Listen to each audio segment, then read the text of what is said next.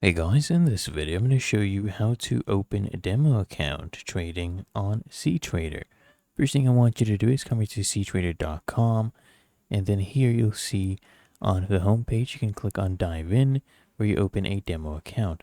So just go ahead and click on that right there, and then on this page just click on continue with Google. You can sign up with that, choose your Google account, and then all you want to do is click here on continue. And as you can see, you can accept all right here. And we have our cTrader login credentials, your username, email, things like that. As you can see right here, we have our account created. And now you can go ahead and log in with that account.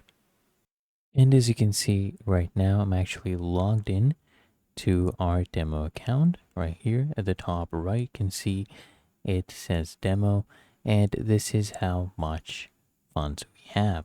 Really that easy. If you found this helpful, make sure you smash the like button and subscribe to App Mentor.